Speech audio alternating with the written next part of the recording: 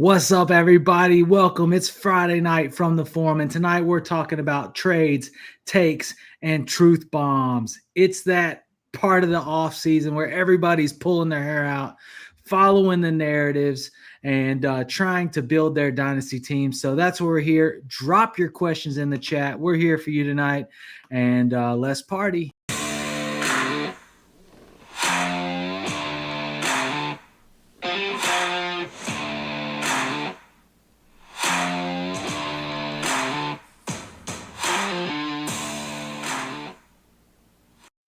What's up, everybody? Got a crew in the house tonight. I got my guy Joe, my guy Chris, and Steve. Been up since 2 a.m. and still here to party with us tonight. Appreciate you, man. What's going on? Like, I'm seeing stuff on Twitter about Deebo Samuel being fat and slow. I'm seeing Anthony Richardson out there working the hips since he can't use his shoulder, and Nick Chubb is going to the Texans. And Chris, I see you're wearing it. I see you're sporting the Texans hat. Yeah. How do you feel about that? Are you psyched? For the season, psyched. For fantasy football purposes, probably not psyched. Just because I don't think he's going to make kind of a impact. But for the season, I am psyched. I'm super psyched for him. I think when you add a running back like that, in that depth, it just really propels the Texans. And they're trying to go all in right now. So. The top 10 brick house. My wife's favorite player is Nick Chubb. She's a big Browns fan, so we've been at half mast all day for the GOAT. But it's a good landing spot for him. I feel like it was either there or Chicago. Like there was kind of like not a lot of options left. Yeah, I like Nick Chubb's one of my favorite players. Just a good dude. He's a hoss. He's played. He's got some bad reps with some knee issues, but he's came back. He's still been relevant. And I'm watching the practice reps, and they don't look bad. They got two old fogies in Chubb and Mixon. Doesn't mean they can't be relevant because both of them can. Like Nick Chubb will manhandle a linebacker trying to come after C.J. Stroud. So it's like I'm pumped about it. He's still a cheap buy, but Steve, for you, Nick Chubb right now, what is the price? Like you got a little bit of narrative, you got a little bit of grass. So maybe if you're not in a win now, maybe you don't hang on to him. What do you think that you can pull from Nick Chubb on the market right now? You don't have to really give up anything for him.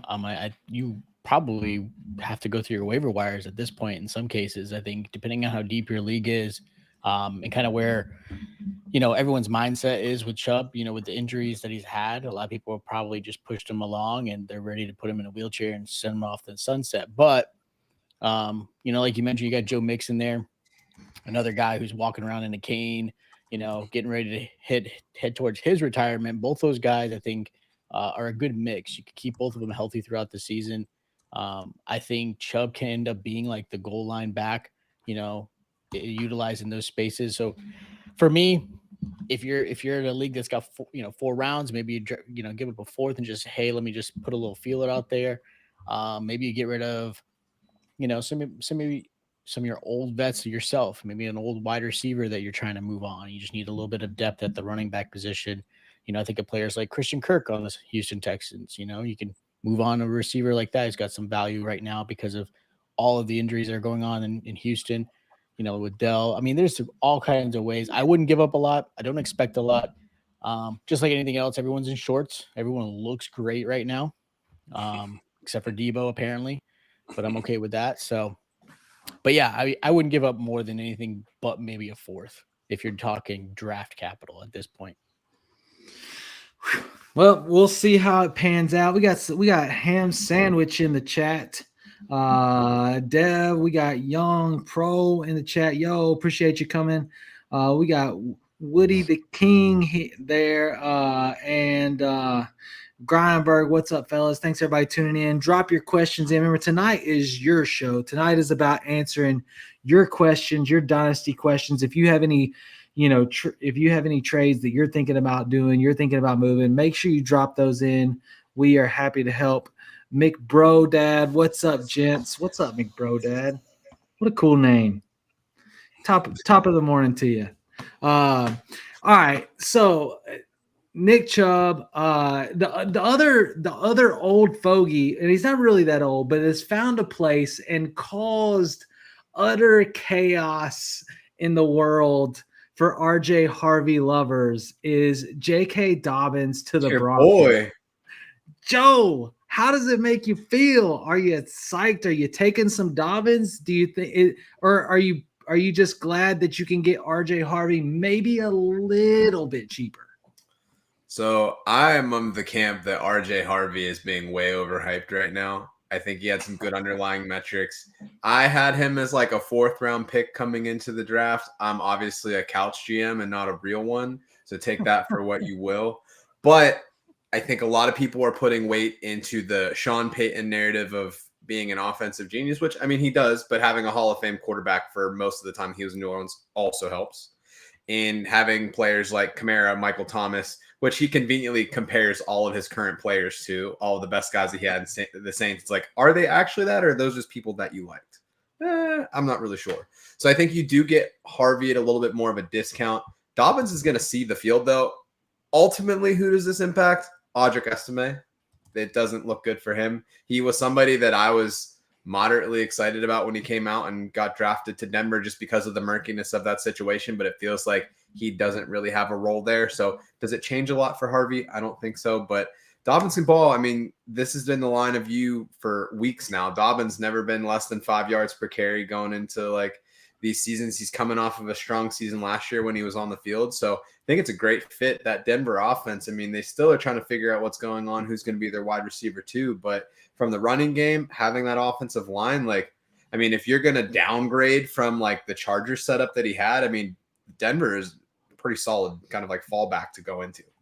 You know, the thing that I like the most about it is we've seen Dobbins really struggles to make it through a whole season, right? Like that's the struggle. And so I think it just gives Harvey a little bit of time before having to be rushed into some kind of full crazy workload. Like, and I know for fantasy, we're like, oh, this sucks. Like we really want that, you know, but at the same time, you're going to get Harvey at towards the end of the season, right? Because Dobbins is going to get tired. He's going to get a little bit banged up. It's just kind of his nature, right? And so I like the move. I think that it makes my, you know, if I feel like I'm confident for the playoffs, I think Harvey is a grab. I like that it definitely not completely shifted his value, but it did make it more feasible. Like it went from like really high to like, okay, I can stomach this now. You know what I mean? Here's the other thing I'll say about Harvey too, is that a strength that he does not possess right now, which isn't uncommon for a rookie running back, is pass protection, right? Dobbins is a pretty solid pass protector. You don't really think of him as like a pass catching back, but if they're going to be running like play action, doing these things, like you want somebody that you feel comfortable with. Sleaze, what's up, dude? So I think having that veteran presence that can kind of take on that role and not force Harvey to be kind of like this all-encompassing back year one, I think that's huge, especially when Bo Nix is going to be entering his sophomore season. So it's a really big one for him there. Sleaze in the chat, what's up, boys? Hey, if you want to follow some good content, go check out Sleaze over on his channel. Best ball good. He's a good dude. I like supporting good people. You know what I mean? Like it's not all about, you know, my show or anything like that. I like supporting good people. I appreciate him. Came on the show last week and actually refrained from dropping a cuss word, which I'm really surprised. But you know, if you like it a little bit on edge, go talk to my guy. Dev says, I'm stacked at wide receiver in my dynasty league. Have Chase, CD, Rice, JMO, JSN, and Rome. Sounds great. Desperately need an upgrade at running back. I can imagine if that's your wide receiver core.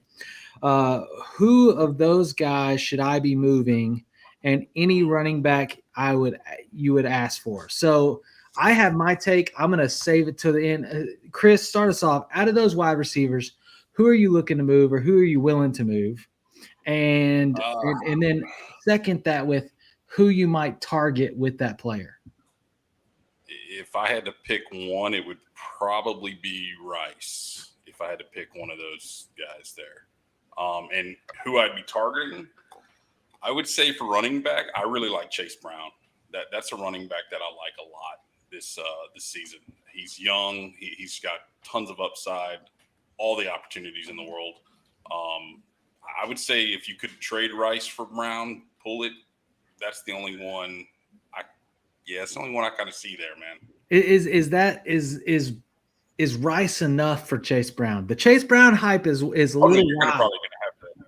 Yeah, you'll have to add something in there. You probably have to add I think it would be enough, especially with the reports that like he's not going to get suspended this year. I think redraft, like that's the big concern. But dynasty, I mean, Rice popped off. Like, yes, like you have Worthy that like showed up at the end of the season, but that was after Rice already came on. If he's sliding into that Kelsey role, we know that Patrick loves that a lot. I think I would trade it. Just know, like, if you look at Chase Brown and going into the offseason, it's like, oh, he's not even going to be the starter next season. Look, you're the guy that I want to trade with, okay? Because I am also on the move the Rashee Rice on that. Like, out of those, like, everybody has a high probability of significant volume and potential there. And like Rice, whether the suspension comes now, whether the suspension comes next year, whether it never comes, there's somehow he is still hyped like to like a fourth. I've even seen a third round like wide receiver, like in drafts. And I'm like, what the heck? Like you look at the people that you can get, even, and I know like CMC's on the rise there, but like you could pull a strong running back, especially if I'm trading with you, Joe. If I'm trading right, like I would trade for Chase Brown, but somebody that came to mind for me, I wonder if you could pull like a Travion Henderson. He has the capital. He's in this like split timeshare thing with Ramondre this year. Dude, if you can play up the whole like, hey, Rice isn't getting suspended and you can flip him for Travion there, like I'm a big Travion guy. Like he was like a top 4 RB for me in this process. Like I'm not worried about him like in a mixed backfield situation. Like I think he overtakes that backfield. Bro, but I would rather him than Chase Brown. I would dish him for Travion. I would dish him for Judkins. Both of them are going after him in startup or redraft leagues. Like I would take both of those over him. Like to me, that's the easiest to move off of. Steve, to digress here, is there anybody else in there that you're looking to move outside of Rice? I would have moved JSN. I think he's got the strongest value there that I think could lessen a little bit. I'm not sure how Sam Darnold's going to be. And I'd move JSN because of his name and his value right now for a player like Achane or Breece Hall or something. Like get a good running back. Like I don't want Chase Brown. Give me a good running You back. could probably pull Breece Hall for Rashee Rice. Like Possibly. it's oh god. Like I would say you probably could, yeah. Surprisingly, the hype is probably more for Rashee Rice than JSN, which is absolutely crazy. I don't know about that. I think the wide receiver one season last year with all of the vacated targets in Seattle. I don't know. People but Sam Darnold muddies the pie, bro. Like nobody's going, oh, Sam Darnold's gonna feed by receiver. But no one would say that about Geno Smith either. But true. Geno did it. Geno's accurate. I wanted Geno in Pittsburgh. Let me tell you, I would have traded the 3rd round for him. That man can put on some dots. Look, so there you go, Dev. Go get you a Breece. Go get you a Chase Brown. Go get one of those rookies. That's juicy. If I can get Quishon Judkins or Travion, give me one of those Ohio State running backs for Rashee Rice. I will do it right now. I will do it like Dynasty League, win now, rebuild. I don't care. It's done. Send it, accepted.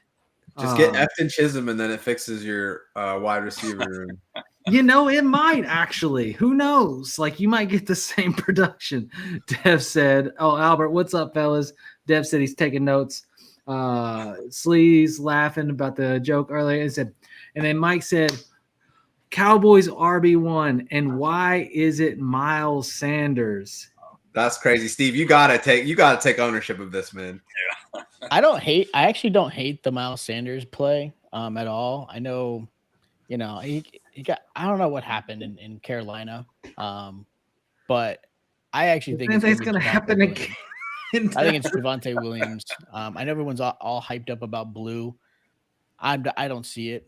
I don't see it at all. realistically, I think Javonte becomes the guy for them this season. I think Miles Sanders gets let go before season starts anyways. So. Wow. That's hot. So from RB1 to cut list. Yeah. So if somebody is buying into the narrative that Miles Sanders will be the starter there, sell Greinberg. I'll take a third. Just give me a third for Miles Sanders. It's a little more than I think it merits, but I think it's enough that you might do it. Now I like it. I like, Javonte. We really haven't gotten a clear season of Javonte, and he does have moments where he pops a little bit. I'm with you on Blue. I think Blue's overhyped. I don't know if you've seen pictures of Blue, but it feels like he already has Eddie Lacy syndrome. That's crazy. Isn't he supposed to be like a speedy, like scat back? Yeah. Yeah, and he's definitely put on some weight there. Dallas food's good, man. I can't blame him. It was amazing down there when I lived in Texas. You hit that Texas State Fair, it'll change your life. Oh my gosh, Texas State Fair.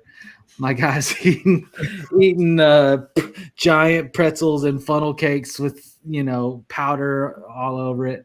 We got Paul Vo in the chat. Dynasty roster cut. Oh, I hate cuts. Cuts break my heart. I love it. Bye-bye. It's like Marvin a good break. Mims, Coker, Keaton Mitchell, Will Shipley. Who's on your cut list? Go ahead, Chris.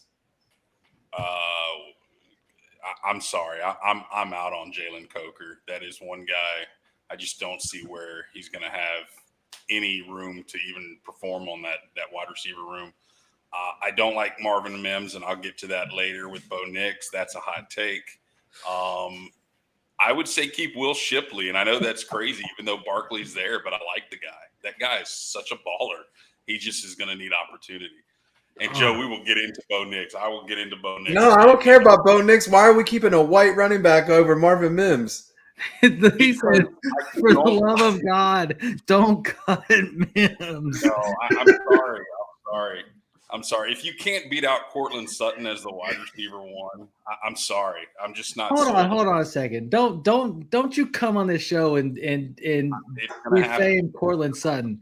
Cortland Sutton is the gift to all fantasy players because he is the cheapest wide receiver one you could ever ask for, and has consistently been cheap because every year they go, oh, he's going to fall off, and somehow he still finds relevant as long as he's healthy. Look, I'm gonna. Not that I want to be confrontational here, but I'm gonna. I think Mims has a shot, dude. Like I know. Look, here's the thing. Whether you believe in Bo Nix or not, Bo Nix is not afraid to chunk the football, and Mims only needs one catch to be fantasy relevant in any given game. Sure. He's a great best ball play. I think it's going to be hard to put him in a lineup and feel confident about it. Like, he's going to need to take like the Rashee Shaheed step that he had at the beginning of last year before the injury, because it's like realistically, like in championship week last year, were you going to put in Marvin Mims? Probably not. No, it's and the other part here is it's pathway to relevance, right? Sure. Like, yeah. I agree. Coker's wide receiver 3 at best, 4 on that roster. It's hard for him to get in. Keaton Mitchell is not. He's like RB3. Like we're you got injuries before he's even close to relevance. And then Will Shipley is probably the closest as RB2 behind Barkley, but Barkley's gonna get touches. You're really hanging on for injury. Marvin Mims could be wide receiver 2 at least for that squad, but he's going to be in the front 3.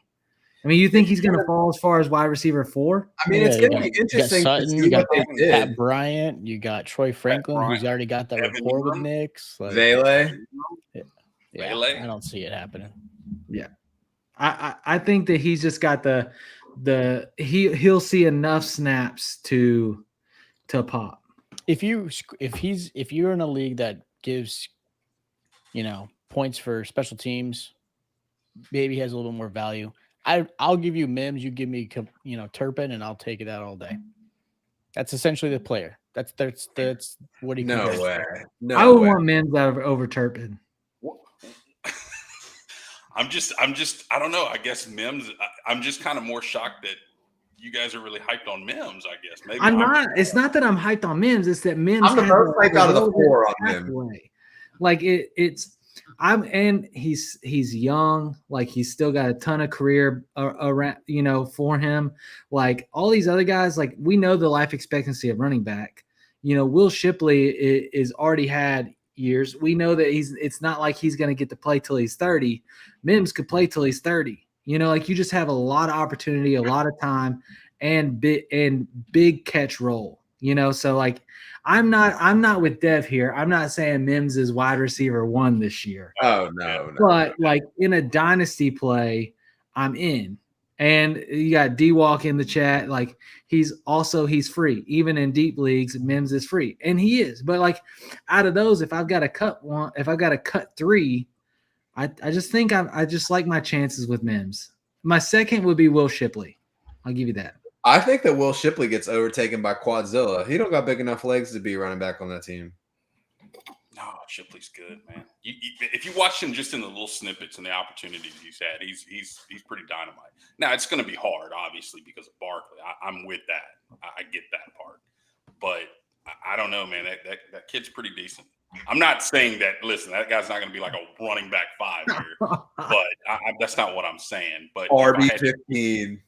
Yeah, like if I'm using dynasty for that, I mean, no, I got to go Shipley, man. I know that's crazy, but and it's okay. We're only off by one spot, one player. So there's your real debate here is Mims and Shipley, and it's just maybe you just go to your position of need. If you're weak at running back, keep Shipley. If you're stacked at running back, go Mims.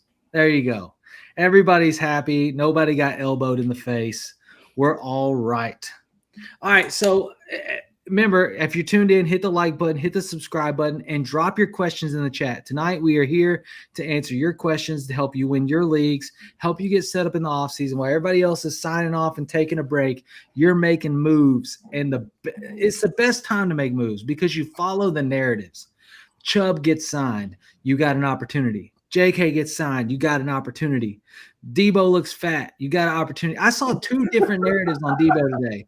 I saw he's slow and chunky, and everybody's like, what the heck's going on? And then I saw another one come out from I forget who it was, a big analyst, and there was like, Debo's abilities in this offense he's gonna have so much opportunity, and it was like booming him, and so but when those narratives happen, like that's the point, is like the narratives carry your ability to move at buy low or sell high points, like Mims right now is apparently free. If he has, catches 2 40 or 60-yard bombs in the first 2 games for touchdowns, well, then all of a sudden he's not going to be free anymore.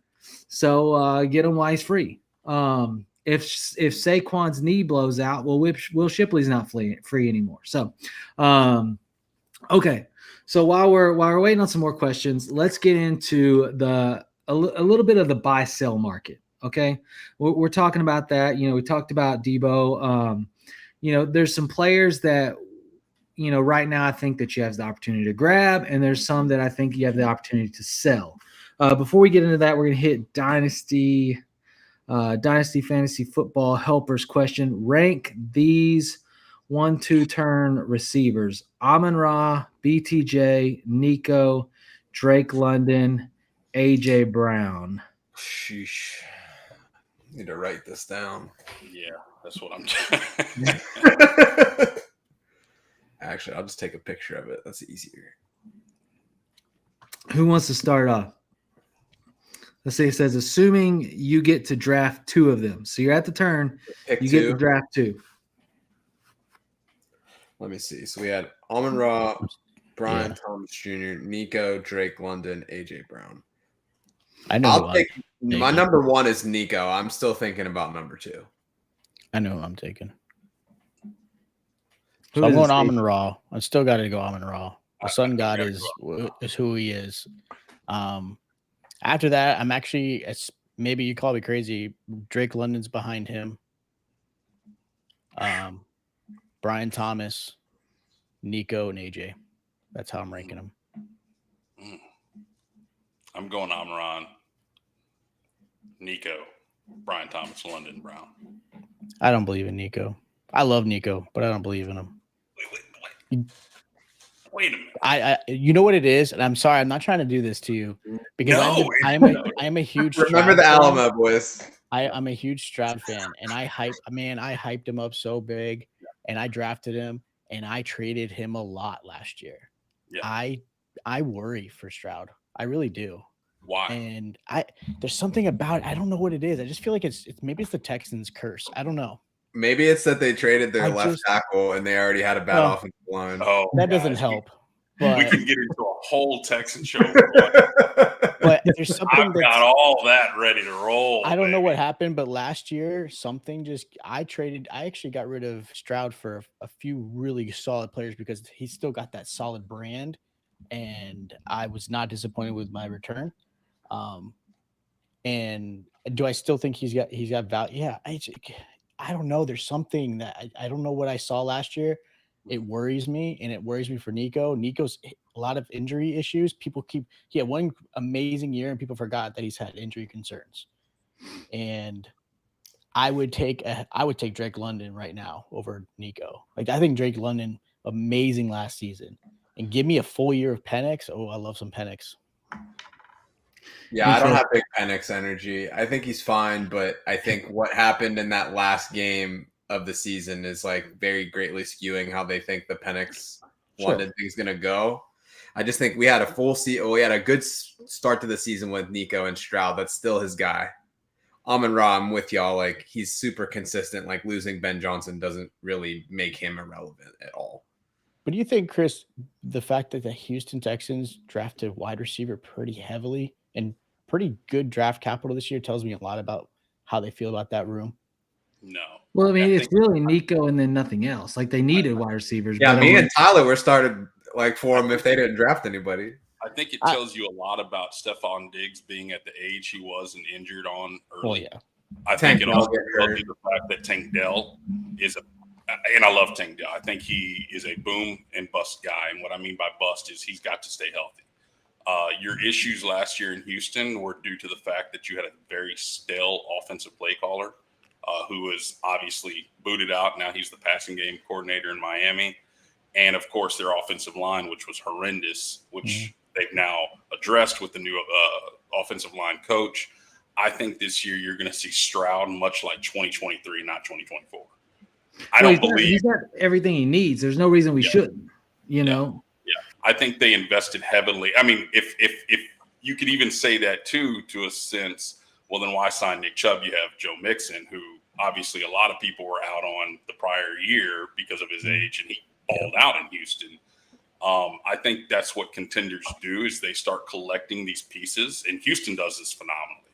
They sign these players to a one-year deal.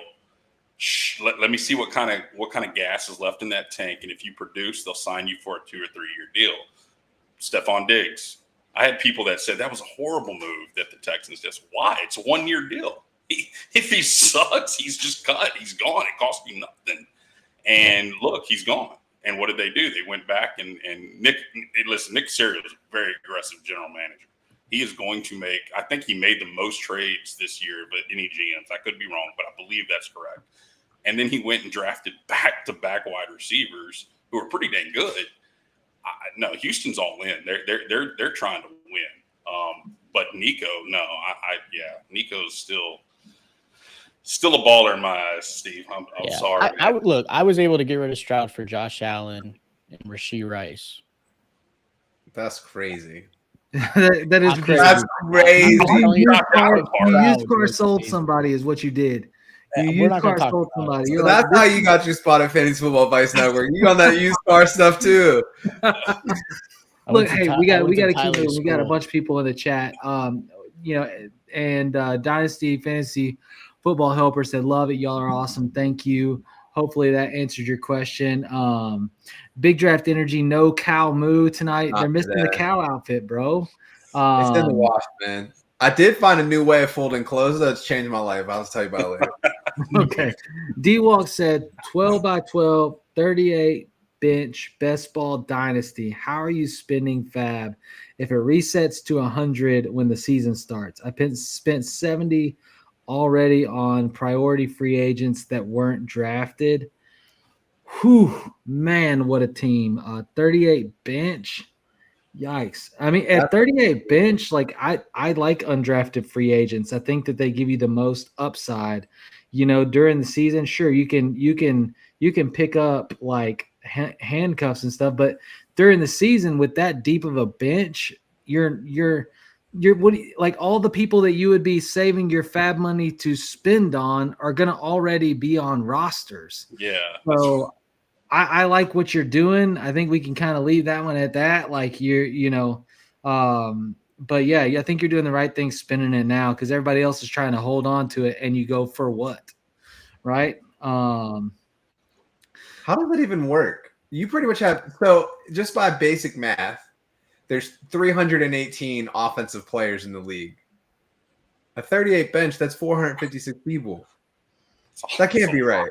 Spend your money. Right. Go spend some fab on Efton Chisholm and tell them Big Draft Energy sent you. Okay, so Panthers Ed said, "Am I stupid for wanting to take Jeanty over Justin Jefferson? If you're playing in this year's Scott Fish Bowl, maybe not. But what do you think, Steve? Is it dumb taking Jeanty over JJ?" It's tough. I mean, we're talking. I'm assuming talking startup is what it sounds. I think this was a redraft question. If it's redraft, I don't hate it actually at all. If we're talking redraft, if it's dynasty, it's a little bit shaky depending on what your roster build looks like. How many receivers, running backs, flex, that kind of stuff will play a factor. Points per, all that stuff. So your format's going to change a little bit. If it's a startup, I actually still don't necessarily hate the move. It's just it is tough. I mean, I don't think it's a wrong move to go either way. I actually have gone through my dynasty rankings and wide receivers and kind of go through myself. I've almost dropped Jefferson down to 3 from the second spot because I still have Chase number 1 and Jefferson's right there at 2. But even then, I'm almost putting him at 3. I want to see how McCarthy is going to be this year. There's a lot of question marks with that, but he's so talented. Redraft, I'll take Jeanty because running backs are so hard. If we're talking dynasty, again, depending on your format, I don't hate it. It's really close. You can't go wrong with wide receivers in startup dynasties. But a young running back like Jeanty is hard to pass up in a startup. Yeah, in a startup for sure. They're close. I think it depends on scoring for me. But we already know Jeanty's going to get fed. I do think that JJ is a little bit overhyped. I moved off of JJ in one league. I traded him away and racked up for somebody that we really haven't seen play yet. So I don't hate it. So I don't think it's stupid. The fact that there's a little bit of a debate here means that you're in the right arena. So then just take the person that you really like. I will tell you this. My tip, I'm typically a hero running back guy because it feels like high end, like your big time running backs are a lot harder to get than, wide receivers. Like you think about it last year, McLaurin, you look at BTJ, like all those guys in redraft are going round 7 and later, so you can find a wide receiver that can put up the numbers you want to. More than likely, or more than you can have a chance at finding a running back that's going to get the workload and potential numbers that Jeanty might get. So that's typically kind of how I look at it. Let's see. Make sure I get all these questions. Okay, Paulvo, is Hockenson and a first projected 1.7, 1.8 fair for Drake London? So here's the thing. Don't look at pick numbers, okay? One of my biggest things that I can recommend for you is try to attach a player name or a potential player name to that pick, right? So at 1.7, 1.8 this year, you're looking at, you could be looking at Travion Henderson. You could be looking at I don't think Tet goes that far, but you may get wide receiver 2 out of the class. You could be looking at RJ Harvey. I think he's probably most often in that 1.7 to 1.8 role. So the question, would you trade Hockenson and RJ Harvey, or Hockenson and Caleb Johnson, Hockenson and Jaden Higgins? Like, are you pairing those people to get Drake London? And I'm not out on that deal. Which side do you want to be on, though? If I can get Drake London for that, I will send that every day of the week. Yeah, I think I'm in the same. I haven't been a huge Drake London advocate personally. You didn't see him dribble in a football like a basketball yesterday? Like if say what? You didn't see him dribble in a football like a basketball yesterday? No, I didn't. Man. I wasn't at practice, man. I'm sorry. I'm just kidding. But I think it's a good trade. Like, I think that's a fair trade. I could be in there, especially we just talked about JJ. He's pitching the ball to Hockenson. I mean, I'm in. You can get Drake London. Drake London is still young. And if you're a Michael Penix believer, then you definitely love the trade. What do you think, Steve? Michael Penix believer? You love the trade? I do like the trade. I like Drake London. I'll take that.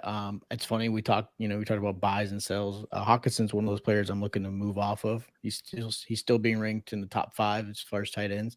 He's missed 26 games in the last 4 seasons. I don't want that. I'm moving off if I can. Keep that tight end 5. I'll move him. Like, get a player like this, I'll take it all day. And Drake London's not even 24 yet. No. Yeah, that's fun. Let's get him out there. All right, so big draft energy. Who would you rather have, or who would you bet on having an immediate impact year 1 in fantasy? Ooh. Shedeur, Milroe, or Dart? Go ahead. I'll take this one. I'm a quarterbacks guy. I'm gonna say Shedeur. I'd have to say Shedeur. I hate that take. I agree. I hate both of you. You're guests on my show, and I don't like it right now. What you doing? I mean, it's Joe Flacco. Like, what? It's Joe Flacco. It's not just Joe Flacco, though. He's got another quarterback that was drafted ahead of him. Tiny hands. Big hands, Kenny Pickett.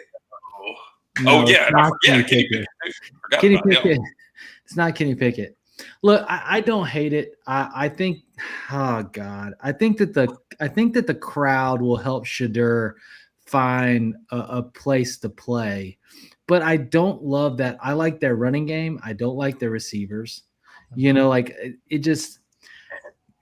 I'll tell you what. I am more of the opinion that we could see, because Sam Darnold traditionally, when he is not behind a good offensive line, and he is currently not behind a good offensive line, struggles and gets injured.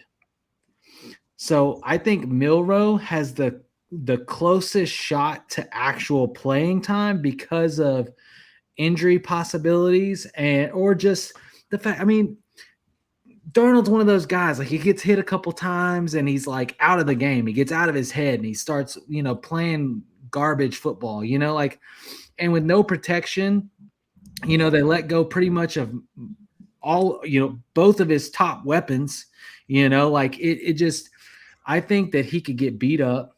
And the difference between Milroe and Darnold is Milroe can get it done with his legs. He doesn't have to have the receivers. And I think he just changes the game there. I think that he's got the quickest pathway to fantasy relevance for sure. But he would be my dark horse out of those 3. So you don't think the Giants will play Dart? No. Sure. Have you seen Russell Wilson in camp? I watched Russell Wilson in camp last year too. It's and he took the Steelers to the playoffs. You got Russ and you got Jameis. Don't forget about Jameis. Come on, give that man credit. There's no way Jameis's credit is he's nice. Like, and Jameis's credit is he's not scared to crazily cleaned up his image. F that dude. Jameis he's still a terrible person. Screw him. Look, they have got to let as wide receiver 1 this year if he started all season. They have got to let Dart sit for a year. They have to. I agree. I don't disagree with you, but I'm just curious, like, if that's the hesitation. I would probably pick Milroe as well, just for the rushing. I don't see it in Shedeur. But it's okay, Chris. You're the quarterback guy, and if you say Shedeur, look, he's the quarterback guy. Take his advice. I just don't like it. I mean, he has the best chance of starting week 1, if nothing else. I'm looking at the path, and I mean, Sam Darnold played pretty good in Minnesota. I'm not saying Minnesota has a great offensive line. I get it. No. Now, if the question were who would be and great wide receivers, that's a man finish. I would definitely say I'm much more on the Milrose side of all three when it comes to the potential in fantasy. I'm not a big Dart guy, so I think Dart was severely overhyped, and he's a one-trick pony, and he plays the play-action pass, deep ball perfectly. But when it comes to short and intermediate, I'm out on him. But Dart. I'm just looking at the path, and I see Shedeur as he's an easier path to get in there. Yeah. Look, we've got to move on to another question. 1, we're using up time. 3, we lost like 8 watchers. No, I'm just kidding. Hi, Mom. We're all here for a good time. Make sure you drop those questions in the chat. Man, some doozies tonight. I'm loving it. Okay, Keeper League. PPR, I have CD, T. Higgins, Chase Brown. Okay, so the question is, you keep one or the hard part is with keeper leagues, it depends on the rules of the keeper league, right? Because if it's like, it's going to be in the round that you get them in, then like Chase Brown might be the move because you probably took him pretty late last year. But if it's that was for the old question about, he's saying about with Jeanty over Justin Jefferson.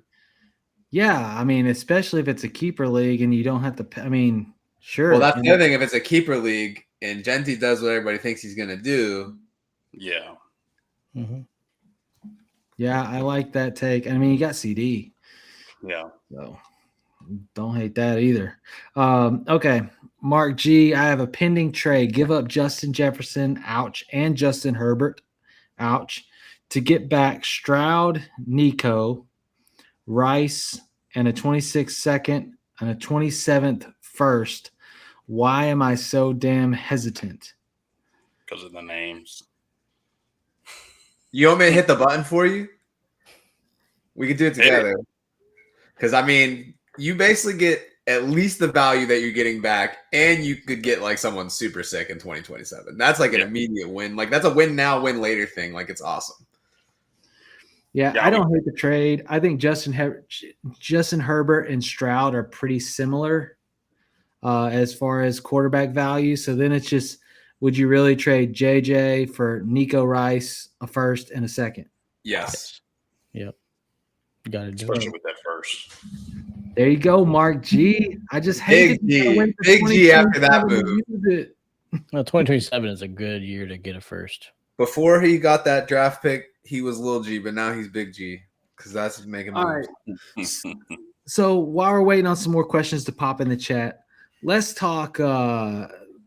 Let's talk. That buy sell arena, but let's get a little hot with it. Okay, so like, who's somebody right now? Okay, Chris, and you're shaking your head like you're excited, man. Like, you're gonna throw him off of the show. Wait till the hot take comes. We haven't even gotten to the hot take yet.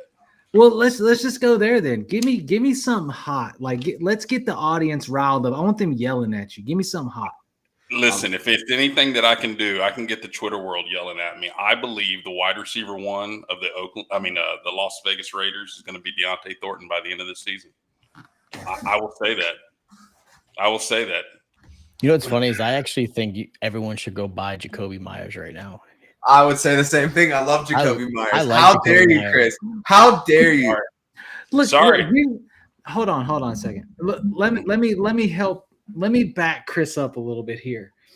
Outside of Jacoby Myers, give me an A-type receiver, like an outside guy, a big, fast, because Deontay Thornton is like Calvin Johnson size, right? And he's fast.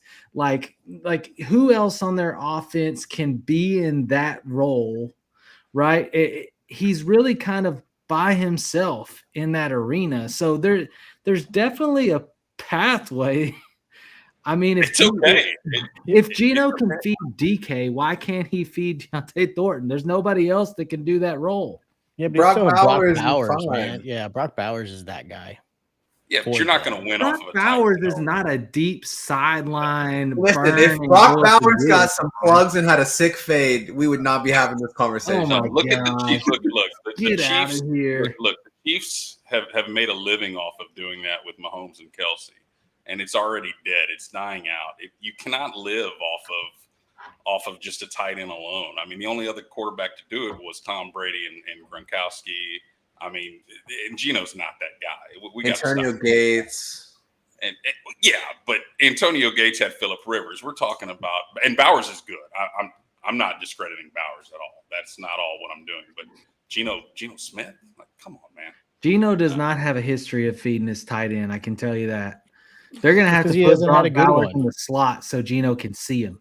Name the tight end that he had, though. That's true. That's a true point. Hold on a second. Respect Will Dissly, bro. Did forget about Will Dissly. I don't know. I don't know what tight ends he's had in.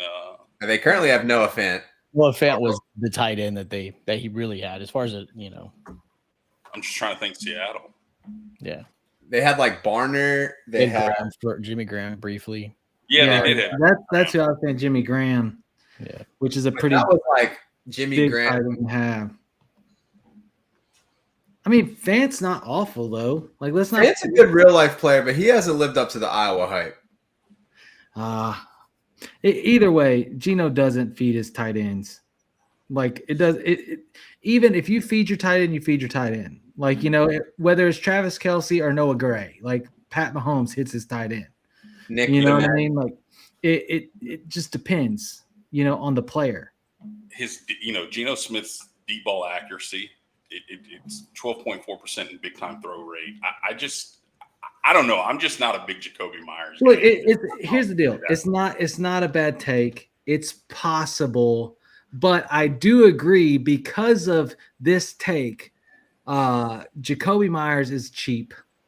Mm-hmm. He is cheap, but in the same vein, if you look at draft spot, Thornton is if Myers is cheap, Thornton is free.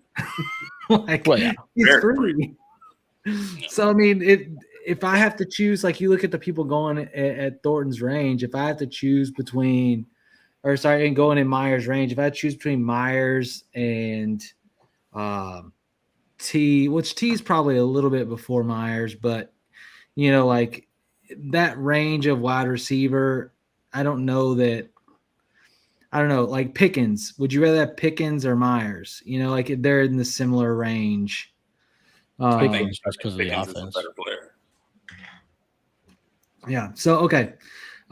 We digress from that. And speaking of Pickens, Mark G. Wow. How do y'all feel about Big G, just right into. I could give up T. Higgins and Jonnu to get Pickens and Chase Brown. Smash the button, the button.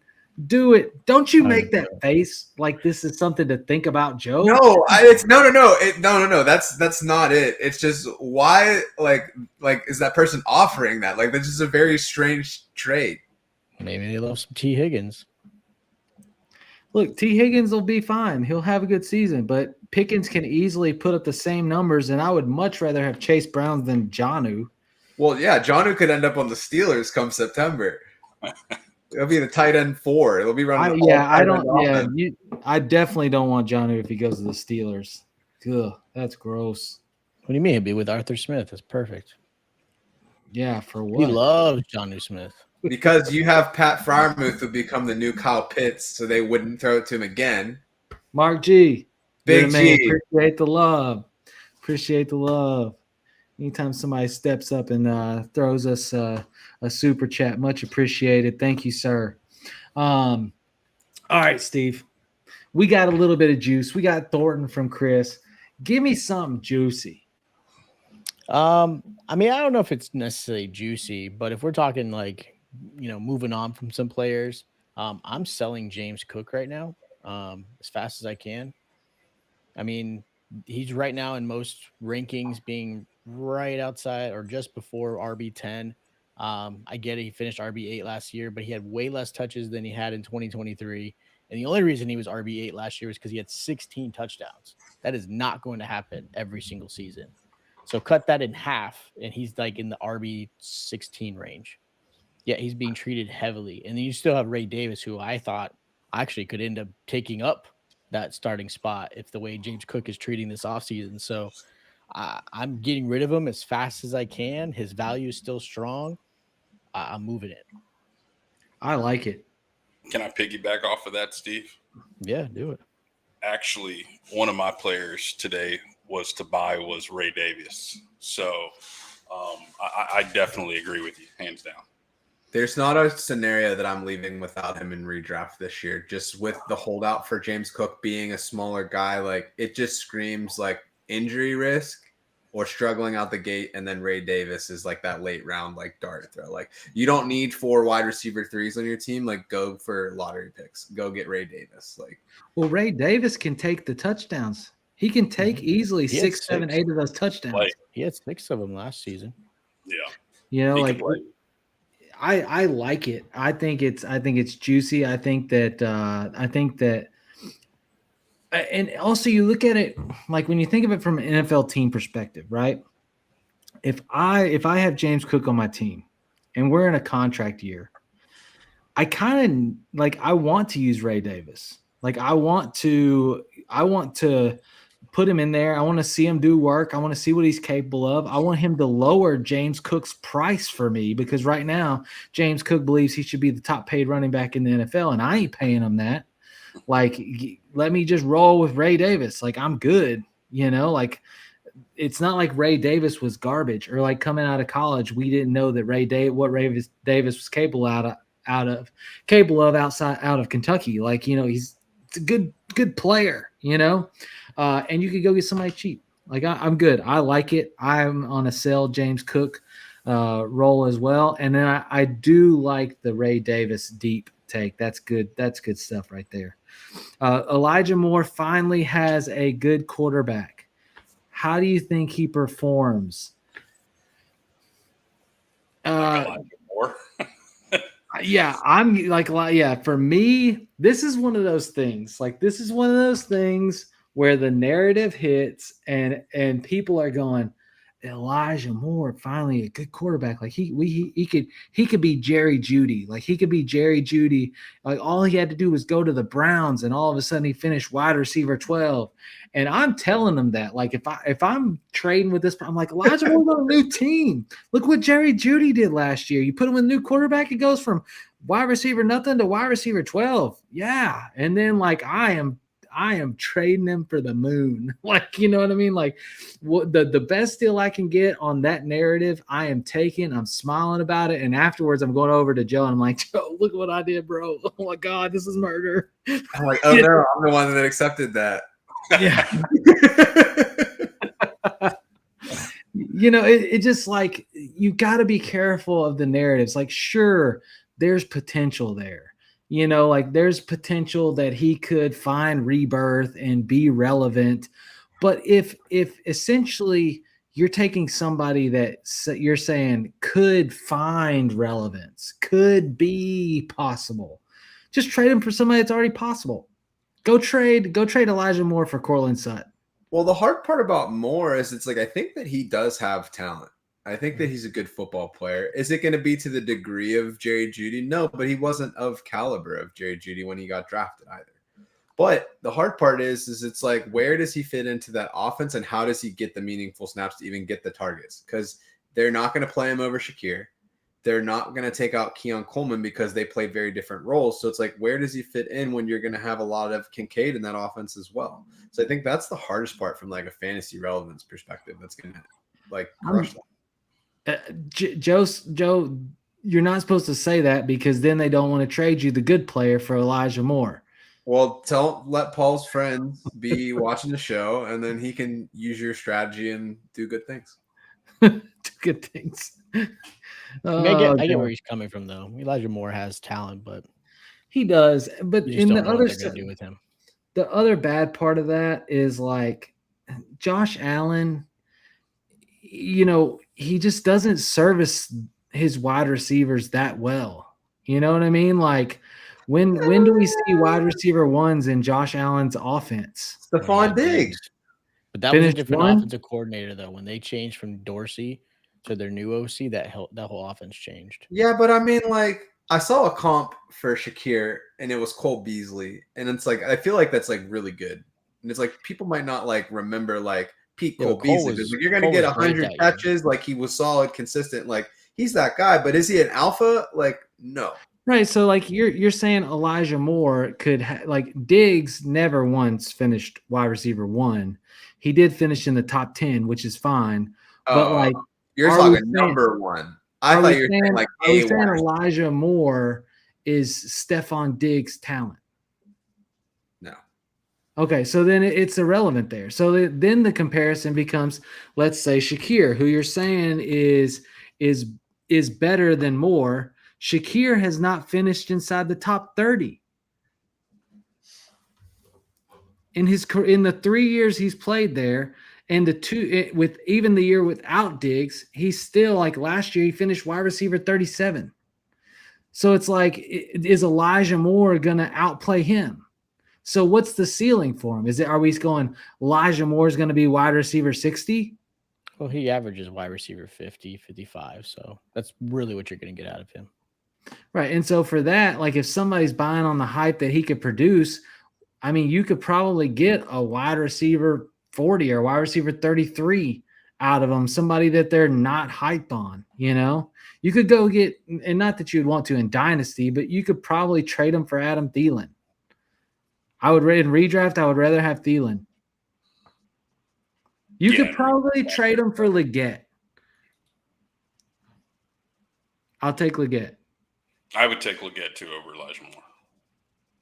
Oh, yeah. Hands down. And Corey's saying, go Cowboys, giving you a little love, Steve. But see, that's the power of the narrative. Like, that's really it. Like, that's the power of the narrative. Like, you get something like that, and then all of a sudden, the deal is to churn, unless you're sitting here, Joe, and you really believe that Elijah Moore is going to give you wide receiver, like top 40 or top 35 wide receiver play, you're going to trade him for somebody that will give you top 30, top 35, wide receiver play. I just would never make a trade like that because you're basically just bored and you're just like trading stuff that you don't want. It's like if you're like at lunch, like at school back in the day, and like you're like, hey, I got these vegetables. You want these vegetables? Like, no, we're both throwing the vegetables away. Like, we're not eating them. So it's like, what's the point? Like, just go do like a best ball draft on Drafters Fantasy or something. Like, I don't know. But like there is a world, like that's why this question is here. There is a world where it's a trade relevant question. He's a great throw-in, yeah. Like it's like, you know what? You get Elijah Moore, like he might be able to do something. But here's a narrative where he's maybe not a throw-in. Like maybe you're getting somebody less than 4. I would trade him for Fab, bro. Right? Yeah, I'm with Joe. Why not? If you would trade him for Fab, and the narrative is he has a good quarterback, and you can actually get a decent player out of him. There's no world where we're saying, yeah, hang on to Elijah Moore. That's going to be good because he's with Josh Allen. Can I be devil's advocate, though? I love it. Go. So here's the pitch for Elijah Moore if you're going to try to sell him. All right. The last 2 seasons, he's averaged over 100 targets. Now, his catch rate's low, but he also had horrible quarterbacks. You just untold me. No. Think about the quarterback play. That's what the whole pitch is. You had Josh Allen now, right? If he can get anywhere near that 100 targets like he did the last 2 seasons, but with a better quarterback, I mean, you know who had similar targets last season? Ladd McConkey, Mike Evans. Shakir had 100 targets last season, and he caught 76 of them and still finished 37. Give me Moore's catch percentage. It's less than 76%. Yeah. But some of it is the quarterback play. You got to give some of that to him. But I here's the thing. I'm with you. That's what I'm telling somebody that I'm trading Elijah Moore. I'm like, look, he's at this, and so I got to get my value if I'm going to dish him because he could actually produce this year. Like and they're asking me for him because they believe he can produce, right? And so like, I'm dealing him. Period. You pull off a trade and sell Elijah Moore, I'll give you an award for that. I was going to pick him up in every league. I'm going to trade him for Darnell Mooney. They had very Chris, do not doubt me. I promise you, it will happen. You don't know what I do for a living outside of this. It's okay. Trust me, it would happen. I can't wait to review it next week on the show. Oh God, I'm like, make that happen. Make that trade happen this week. I'm trying to think of a team that I have Elijah Moore on. If not, I could probably grab him off waivers. Exactly. Let me grab him off waivers, and I will tell you what I get for him. I will. I will take this on. Put it in the chat. Somebody type it in the YouTube chat so I can go back to it. And I will, in next week's show, I will let you know what we traded Elijah Moore for, and it. See, now I'm going to be on vacation next week, so I actually have time. I have time to invest in this trade. It is going to be – I'm going to kill somebody. I think we all should do that and report back with what we've got. I just picked up Elijah Moore. I'm trading him for Darnell Mooney. That's a great trade. In redraft, that's a great trade. All I kept hearing was the vegetable reference Joe was saying. All right, look – man, what a show. We didn't even get to. Does anybody have a hot take that just needs to be dropped in this show? Like a mic dropper at the end of it, something that the audience is going to hit the chat after this with.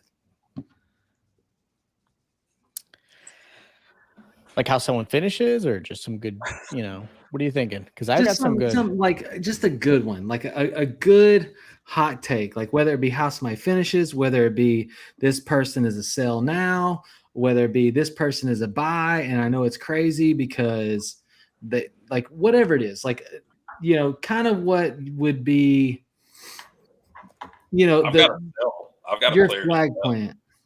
Say what? I've got a player to sell, but I mean, I don't know. I think Steve might would agree with me on this one though. Me and him kind of. Is it Bo Nix? It is Bo Nix. I don't want any Bo Nix on my teams. Fair enough. So it's not that hot then. All right. People think I'm crazy too because I get it. Me too. But I'm not doing it. I see major regression. I don't see where they've done anything to help them outside of signing a 30-year-old tight end. Again, I'm not a big Cortland Sutton fan, and you know how I feel about Mims. I just don't. I don't see it. But anyways, he did it last year with Wes. That's all I'm saying. He's not that I'm on Nick's hype or anything, but he did it last year with Wes. Yeah, listen, NFL defenses, they get tape and they will adapt, and you're going to see a different Bo Nix in this season. I don't doubt that. That's why we always see the sophomore slump. Joe, you got anything hot? I mean, sticking on the quarterback year 2 players that I would sell, I think that Drake May is a little bit too high right now. He's currently ranked as like QB7, and he has nothing to show for it. It's like for me, like I would tier down, so I'd have whoever else who's probably gonna have on par or a better season than him, and then get that player plus. Give me Jordan Love plus. Give me I don't know. Like it's just insane like what you can get from I like that. I've been buying a lot of Bryce Young. Bryce Young's a cheap buy. That's a good buy. A cheap buy. You're able to get more. Like for example, if you got rid of a Drake May, I can get Bryce Young plus something for Drake May. And I'll take that. You could probably get Bryce Young and Elijah Moore. Yeah, that's a throw. That's a give me. You could probably get Bryce Young and I don't think you could get Tet and Bryce Young. No. You could probably get like Ricky Pearsall. I would do that. I like that. That's Bryce Young. People, man, after he got benched last year, he was on a tear, And now you add Tet into that. Oh, man, he was phenomenal. He was averaging almost 20 points a game the last like 7 to 8 games. No one even cares. And I'm buying him. I agree. I don't hate it. I was trying to look. I just did a trade. I traded away JJ McCarthy in a league. Hold on a second. Yeah, get rid of him. How does everybody feel about JJ McCarthy? As soon as I saw in the national championship preview, they were talking about, oh, I don't wear shoes on the field so I can get grounded. I was like, you are not going to make it as an NFL player. The only thing that gives him some type of chance is the fact that you've got a good head coach in Kevin O'Connell. Fantastic coach. He will absolutely support him and get him in the right position. You've got 2 really great receivers. Hockenson. I mean, he has the perfect setup to walk into for sure. He should easily be a top 10 fantasy quarterback this year. There's no doubt, but I don't think he does it. Okay, so I just traded JJ McCarthy in a league. Okay, and we'll kind of. I'm anxious. I'm just like so like worried about this person. Like, what have you done to them? No, this isn't that bad. This isn't that bad. Kind of. So I traded away JJ McCarthy and Will Levis. This is in a super flex league. And I traded him for, and granted, I needed quarterbacks. I'm low at quarterbacks. I need starting quarterbacks. I'm already mad. It's not that bad. It's not that bad. It's actually a good trade. When you say it's not that bad, it makes us nervous. I got Russell Wilson. Done. You won. I got Tua. I got Trey Benson. I got a 25 first, which was Jackson Dart. So I locked in the Giants quarterback room. And I got a 26 first. Oh, yeah. You're good. So I shifted JJ and Levis for the Giants quarterback room, Tua, Benson, and another first. Someone actually took Levis? Yeah, that's just a party. Like, I would have vetoed that out of principle at that point. No, man, that was just a throw-in. The other thing that's really nice about that, though, 2026. Here's the thing. This is what's crazy. That's the JJ hype. That's JJ McCarthy hype. Like, I agree with that. I got 2 quarterback rooms, a first in 2026, which is the quarterback draft, and Trey Benson. Yeah, I like that. I like that. I got 3 quarterbacks for the price of 1. I'm still dying to know Steve's hot take here. He almost announced it and then stopped. It's not too hot. Don't worry about it. Besides the fact that Dak is going to finish his QB1 this year. Oh, my gosh. All right. We got somebody in the chat. Brian Harwood said, hello there. I would like to see if any of you would like to attend a Fantasy Football Live in-person draft just north of Nashville in August for a $10,000 grand prize. Well, look, here's the deal. I'm only 2 hours south of Nashville, so don't tempt me with a good time because I will come for your $100,000 grand prize, bro. No. Hey, look, thank you guys for tuning in. Chris, Steve, Joe, thanks for popping on the show. You guys, well, Joe, you're here with me every week.